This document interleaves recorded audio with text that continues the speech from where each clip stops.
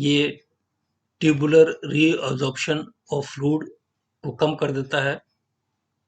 Kidney के अंदर जो द्रव्य है, जल की मात्रा है, वो एब्जॉर्ब नहीं हो पाती है। इसका मिला-जुला प्रभाव ये है कि हमें बहुत सारा द्रव्य या जल यूरिन के द्वारा बाहर चला जाता है, जिससे कि एक्स्ट्रा सेलुलर फ्लूइड या रुधिर में जल की कमी हो जाती है। इस कमी से इंट्रासेलुलर फ्लूइड में भी कमी हो जाती है।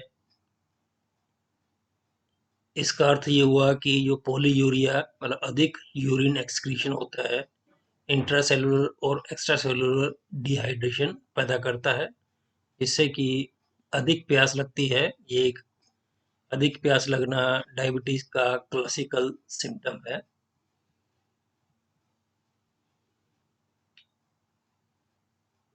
लंबे समय से उपस्थित हाई ग्लूकोज की जो मात्रा है वो टिश्यू इंजरी करती है। जब ब्लड ग्लूकोज का कंट्रोल बहुत पुअर होता है लंबे समय से, डायबिटीज मेलिटस में जो ब्लड वेसल्स है मल्टीपल टिश्यूज में बॉडी के अंदर उनका फंक्शन एब्नॉर्मल हो जाता है और इनमें संरचनात्मक परिवर्तन या स्ट्रक्चरल चेंजेस होते हैं, जिससे कि टिश्यूज को ब्लड सप्लाई कम हो जाती है या इनएडिक्वेट होती है। इससे हार्ट अटैक या heart stroke, kidney disease, retinopathy मतलब रेटिना जो आँख में होती है उसके अंदर बीमारी, और अंधापन, इश्चीमिया होता है ऑक्सीजन नहीं ले पाना, और गैंग्रीन में लिम्स में पाई जाती हैं, जिसमें पैर वगैरह बड़े फूल जाते हैं। ये पहले कारण के कारण ये सारे लक्षण पाए जा सकते हैं। लंबे समय से ग्लूकोज की ज़्यादा मात्रा दूसरे टिश्यूज को भी डैमेज करते हैं। उदाहरण के लिए पेरिफेरल न्यूरोपैथी ये है। इसका अर्थ होता है जो पेरिफेरल नर्व्स होती हैं चारों तरफ मतलब बाह्य पोर्शन में पाए जाने वाले नर्व्स, इनका कार्य एब्नॉर्मल हो जाता है। और ऑटोनोमिक नर्वस सिस्टम का डिसफंक्शन, सही फंक्शन नहीं होना, ये क्रोनिक और अनकंट्रोल्ड डायबिटीज मेलिटस के कॉम्प्लिकेशंस हैं। ये जो एबनॉर्मलिटीज है ये कार्डियोवैस्कुलर रिफ्लेक्सेस को भी क्षतिग्रस्त कर सकती हैं। जो यूरिनरी ब्लैडर का कंट्रोल है ये भी इम्पेयर हो सकता है,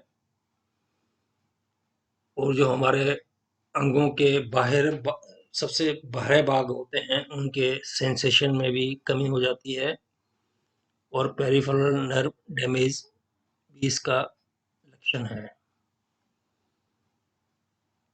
ये टिश्यू इंजरी का डायबिटीज में जो मैकेनिज्म है ये अभी तक समझ में नहीं आया है, परंतु ये निश्चित है कि जो रुधिर के अंदर हाई ग्लूकोज की मात्रा है या और उसके साथ मेटाबॉलिक एबनॉर्मलिटीज है, ये इसके कारण हो सकते हैं।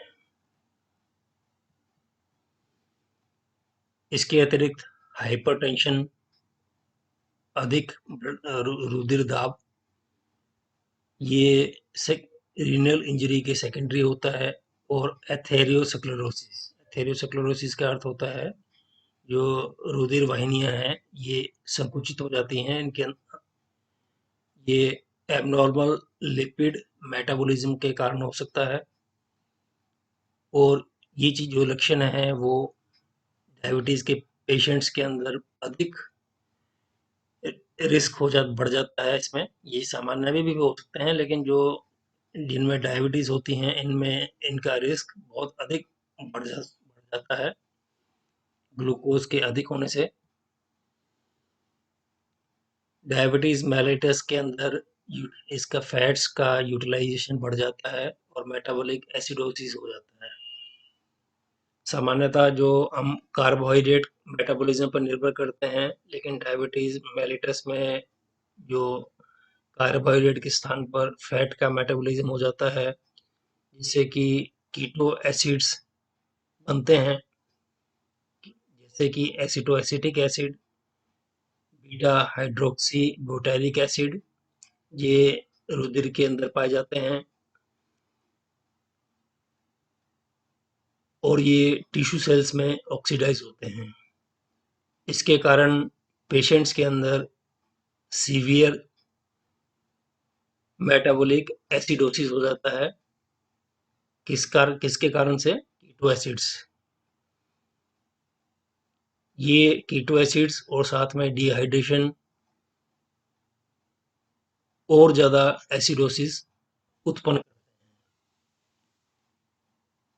इसके कारण डायबिटिक कोमा और डेथ भी हो सकती है अगर इस कंडीशन को इमीडिएटली ट्रीटमेंट नहीं किया जाए।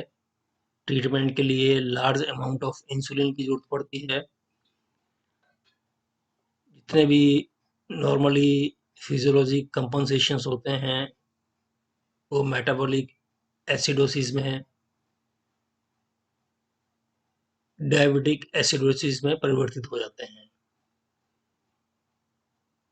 इसमें रैपिड और डीप ब्रीदिंग होती है, जिसके कारण कार्बन डाइऑक्साइड ज़्यादा निकलती है।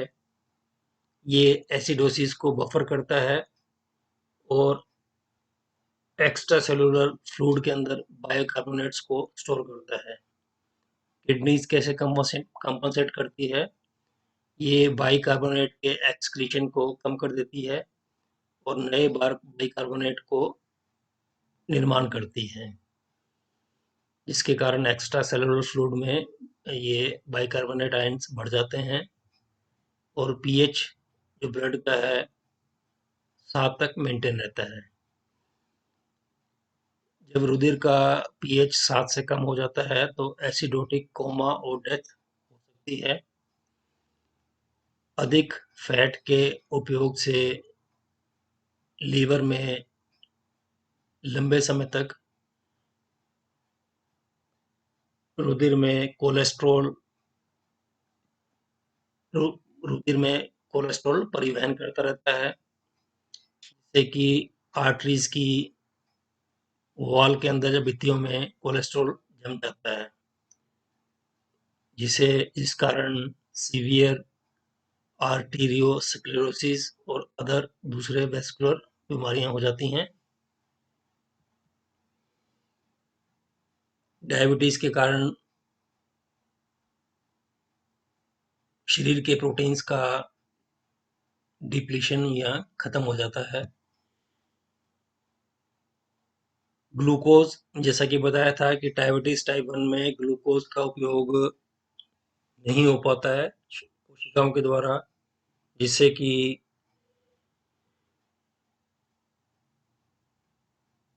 प्रोटीन्स का स्टोरेज शरीर में नहीं हो पाता है।